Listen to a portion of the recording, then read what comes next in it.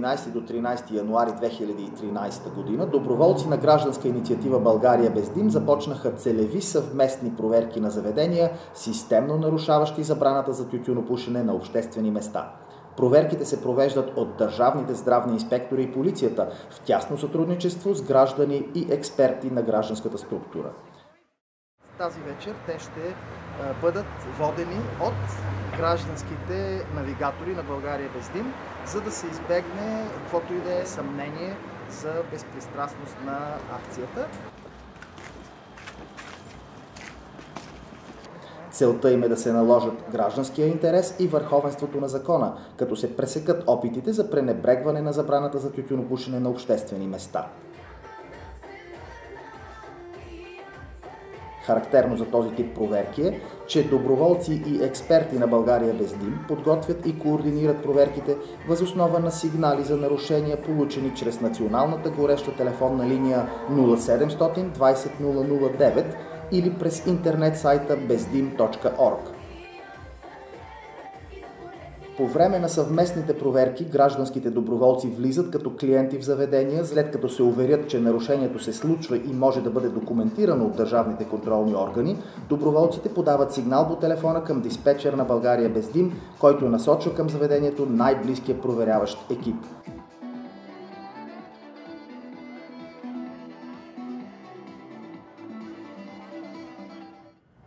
При получаване на сигнали от граждани по телефона или по интернет по време на акцията, диспетчерите на България без дим насочват най-близкия проверяващ екип към мястото на нарушението, като по този начин проверката пристига в безпрецедентно кратък срок след подаването на сигнала.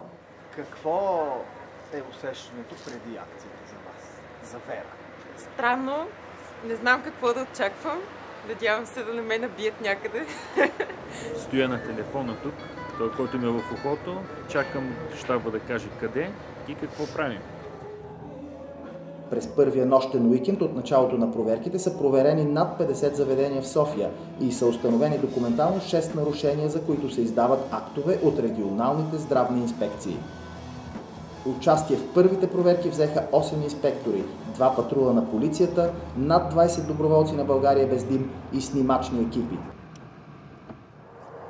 Цел на проверките стават заведения рецидивисти, на които вече са налагани актове при предишни проверки на РЗИ или чието управители и клиенти открито декларират в интернет и медиите, че умишлено не спазват закона.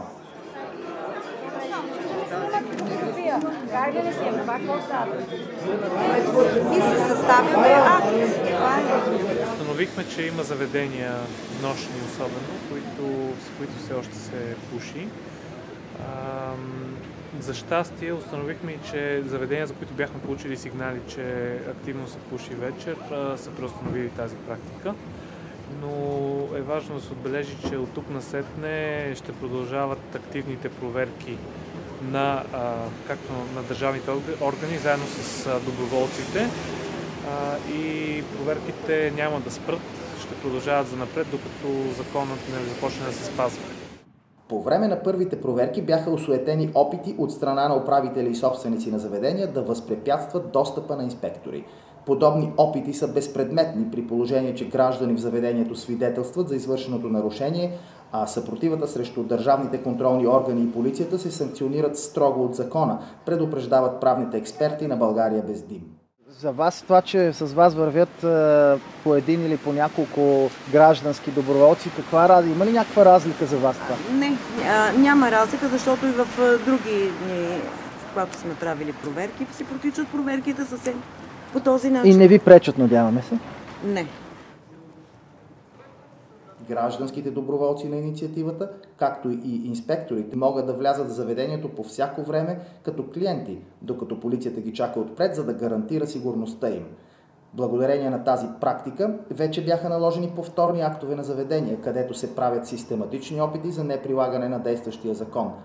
Вие сте така исторически първите журналисти на първата историческа наша акция с държавната инспекция. И как се чувствате вие? Разкажете ми, моля. Честно казано, съм приятно очарован. Както казах тази вечер от проверката. Това е много похвално и повече такива изненадващи акции.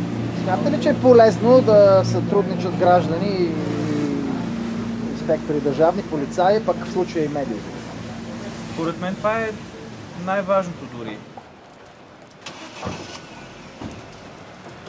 Внезапните съвместни проверки на граждани и държавни контролни органи са част от дългосрочно споразумение за сътрудничество с Министерство на здравеопазването и ще продължат през следващите дни и седмици на напълно непредсказуеми места в цялата страна.